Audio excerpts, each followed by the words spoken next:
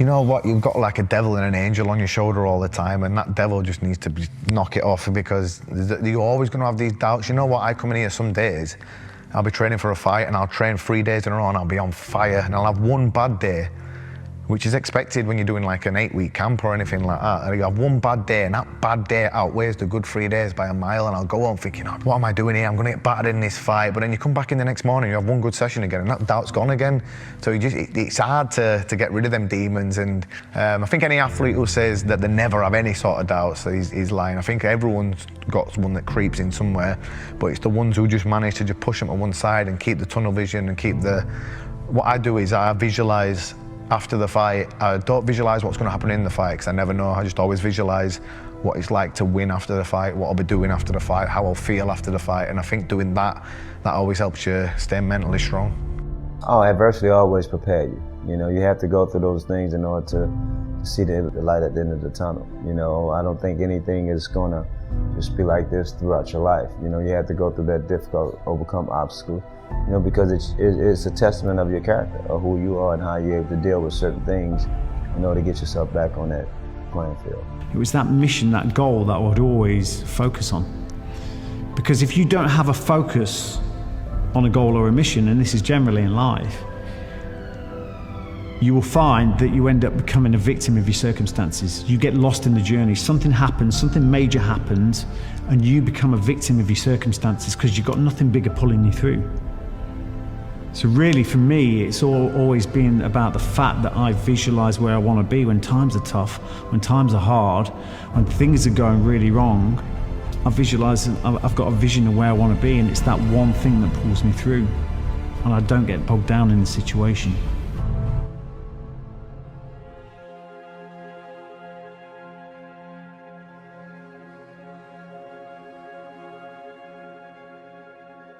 Pain's got to go away at some point. So what it means to me is it's a process you have to go through to make you stronger. Everybody goes through it. It's going to come into your life. As long as you're ready for it, as long as you're prepared to go through it, then it'll change and it'll give you success. When you have to rise above the pain, everyone feels pain. There's no like person out there who's a Terminator. Everyone does. It's just how you deal with the pain. That's what makes the difference. Either somebody is in the midst of adversity or just came out of adversity, or it won't be long before they head into adversity. So you need to be prepared either way.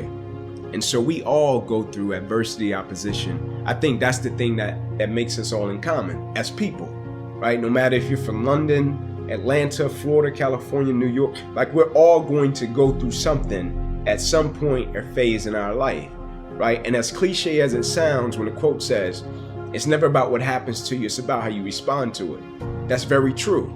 Right? But in the same sense, I think what's most important is when we go through something, what's the perspective that we have of it, right? Because for most people, when you go through something, the person's natural perspective is, okay, what did I lose, right? What happened to me? Like I took a loss, right? People never look at it and say, okay, man, tell me, what did you gain, right? Even though I know it hurt, you didn't want to go through it, but look at it in a way to where you can say, what's the lesson in this? Right? What would you say life is trying to teach you from dealing with this? And so when I went through it, my perspective was, okay, what can I extract from it to apply to other areas and aspects of my life that I feel can help other people? And I firmly believe the quicker you can shift your perspective from yourself to others when you're in the midst of adversity, the quicker you'll get through it, right? Martin Luther King has a quote that says, life's most persistent and urgent question is, what are you doing to help other people? Now, I'm not telling you to not acknowledge your pain. I'm not saying that. I'm not telling you not to say, man, I'm going through this and it's hard. I'm not saying that. I'm saying when you go through it, look at it, step back from the picture and say, okay, I'm dealing with this. 9 out of 10 times, there's somebody else that's either dealt with it or they're going to deal with something similar to this. And if I deal with it in the right way, I can use it to add value to lives of other people. Hold yourself accountable. You know, don't make these excuses. That's it. Hold yourself accountable. Don't make excuses, and just have some pride in what you do. Know that it's possible. Just believe in yourself. That's it. It's simple. Believe in yourself and take pride in what you do. Don't ever let anyone say that you can't.